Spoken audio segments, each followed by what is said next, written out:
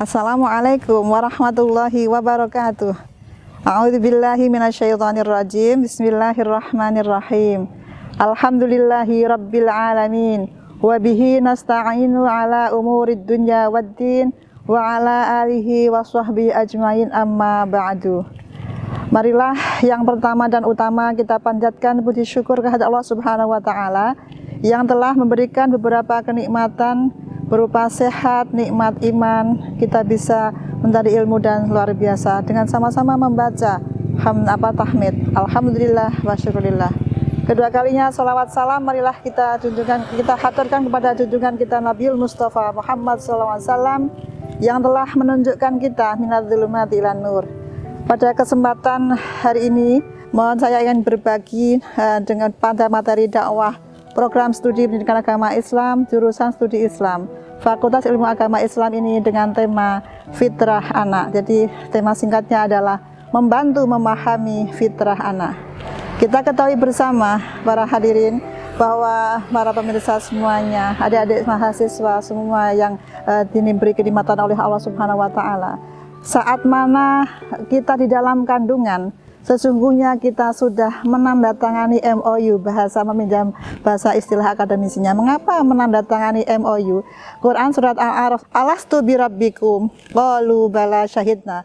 Apakah kamu percaya bahwa saya Tuhanmu? Waktu itu pengalaman saya pribadi sebagai seorang ibu saat mengandung, di situ ada getaran gitu bahwa janin yang dikandung ibu itu menjawab bala syahidna, iya betul ya Allah, engkau Tuhanku. Nah, pada saat ini kita sebagai seorang orang tua, seorang pendidik yang utama yaitu orang tua, mengawal proses bagaimana anak kita itu selalu bertauhid, karena saat mana ditiupkan roh di dalam kandungan dengan menyebut bala syahidna, maka sumber hukum yang kedua hadis menyebutkan mamin mauludin illa yuladu alal fitrah. Jadi tidak ada satupun anak yang dilahirkan tanpa fitrah. Fitrah di sini adalah bertuhan kepada Allah. Nah, fa abawahu yuhawidanihi au yunasiranihi au yumajjisanihi, muttafaqun alaih. Fa abawahu, fa yang di situ ya adalah bagaimana kedua orang tuanya yang berperan ya mau dibawa kemana anak ini, karena sesungguhnya fitrah anak ini unik sekali. Fitrahnya bertuhan, kemudian kita sebagai pendidik maka kita kawal sampai bagaimana nanti menuju bertauhidnya sepanjang masa sampai akhir hayat. Maka firman Allah juga mengatakan wala tamutunna illa wa antum muslimun. Sesungguhnya benang merahnya mulai Al-A'raf 172 tadi, alastu birabbikum qalu bala syahidna. Kemudian kita sebagai orang tua gitu mengawal proses bagaimana bertauhidnya anak kita sebagai pendidik kita kawal. Jangan sampai gitu kan, mungkin mohon maaf ya, kita lihat ada kadang-kadang orang tua satu keluarga itu warna-warni agamanya. Ini adalah sangat-sangat naif sekali. Oleh karena itu fa'abawahu di sini kedua orang tua sangat berperan. Nah, hadis yang lain juga mengingatkan kepada kita akrimu auladakum. Muliakanlah anak kita supaya satu bahasa bagaimana berbakti kepada kedua orang tua, mulai bangun tidur sampai akan tidur lagi. Orang tua berperan menjadi uswah hasanah dalam keluarga. Kita ingat sukses anak kita tidak semata-mata diserahkan kepada guru agama. Dalam hal ini adalah orang tua yang berperan yang utama dan pertama. Maka akrimu auladakum, kalau anak kita sapa, kita orangkan ya. Kemudian adalah kita didik, karena al-waladu suratu abi. Jadi anak itu tidak jauh dari bagaimana orang tuanya. Setelah wa akrimu auladakum wa ahsinu adabahum, ya kita perbaiki adab itu sopan santun, tingkah lakunya. Jangan sampai mesti kalau ada anak kita yang nakal orang tua kena itu anak siapa sih dan seterusnya seperti itu. Oleh karena itu para pemirsa semua pendengar semuanya yang dirahmati Allah ya, sangat simpel sekali sesungguhnya bagaimana saat mana kita mau proses memahamkan fitrah anak kita yang bertuhan, maka di sini semacam garis bawah underline-nya itu adalah peran orang tua sebagai pendidik yang utama dan pertama. Jadi saat malah dalam kandungan tadi sudah saya sampaikan, kita sudah berdialog, sudah ada pembelajaran, sudah bahkan pendidikan, ada value bertauhid. Saat lahir sang ayah gitu ya, itu mengadzani iqamah, sudah ada pembelajaran bertauhid juga. Begitu nanti sudah bisa proses saat mana anak kita sudah bisa menangkap bagaimana pembelajaran pun demikian diajari dan seterusnya. Bahkan Islam begitu memperhatikan saat di dalam kandungan, saat ditiupkan roh sudah seorang ayah, seorang ibu membacakan ayat Al-Quran, yang itu adalah sudah otomatis anak kita mampu mencerna apa yang disampaikan oleh kedua orang tuanya. Nah, dalam kata kuncinya membantu memahami fitrah anak itu memang perlu long proses, tidak bisa sesaat ya, semacam program singkat tidak bisa. Sekalipun beberapa pakar mengkritisi kalau sudah balik sudah tidak sesungguhnya sepanjang masa. Saya setuju dengan pendapat para ahli yang itu memang kita sebagai uswatun hasanah ya, memberikan teladan yang terbaik. Maka kalau tadi saya meminjam istilah mulai bangun tidur sampai ikan tidur lagi, sesungguhnya kan anak kita tidak di bawah kendali kita terus, sekolah, kemana dan seterusnya. Tetapi sekurang-kurangnya meskipun mohon maaf ya, orang tua yang misalnya itu bekerja di luar rumah pun demikian tetap bisa memantau bagaimana pendidikan tauhid ya, memahami fitrahnya itu dikawal.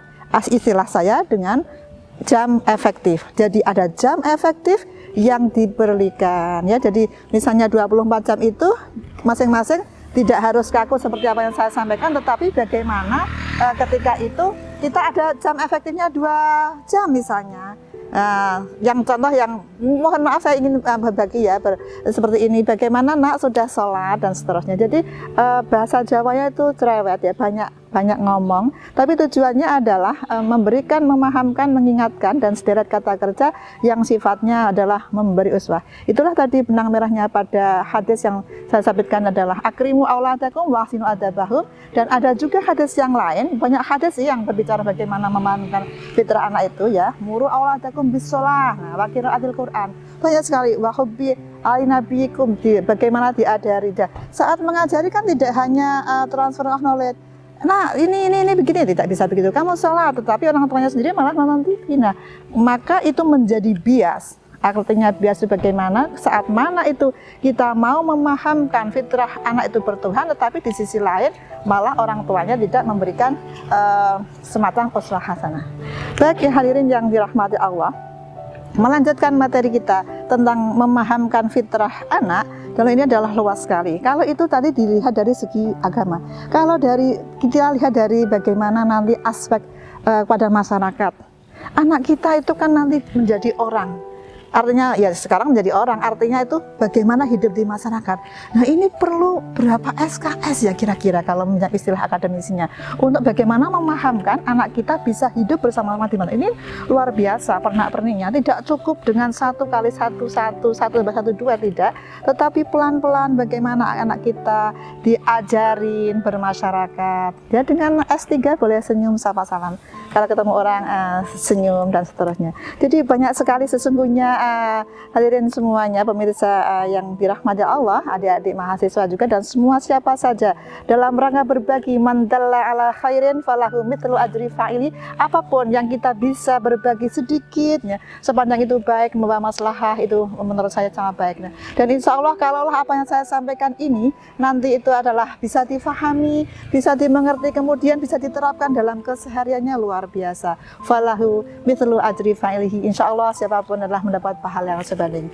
Baiklah, sebagai closing statement pada kesempatan pagi hari ini, kaitannya dengan memahami fitrah anak kita bertuhan, kita perlu mengawal mulai dari di dalam kandungan sampai lahir, sampai nanti sudah bisa diajak bicara, jangan sampai kita salah. Ketika menina bubukan juga malah nina bubuknya, padahal sesungguhnya di dalam Islam tidak seperti itu. Mari kita bersolawat, misalnya dengan bersenandung solawat boleh saya berbagi sebentar kira-kira di akhir ini. Ya Nabi salam alaika, ya Rasul salam alaika, ya Habib salam alaika, sholawatullah alaika, sambil dinina bubukan di awal. Itu luar biasa. Dan bisa itu sambil sudah masuk dalam hati, tidur liar-liar seperti itu, dan itu termasuk sudah menerapkan konten hadis yang saya sampaikan tadi, bagaimana anak kita diajari cinta kepada Nabi. Demikian, semoga menginspirasi, dan sekali lagi marilah kita mulai dimulai dari diri sendiri, berbagi seperti itu, kemudian pelan-pelan bertahap, tidak ada yang instan, semua berproses. Pendekatan prodi PAI semua berproses, tidak ada yang instan. Boleh? Bismillahirrahmanirrahim. Wallahul muwaffiq ila aqwamit thoriq. Wassalamualaikum warahmatullahi wabarakatuh.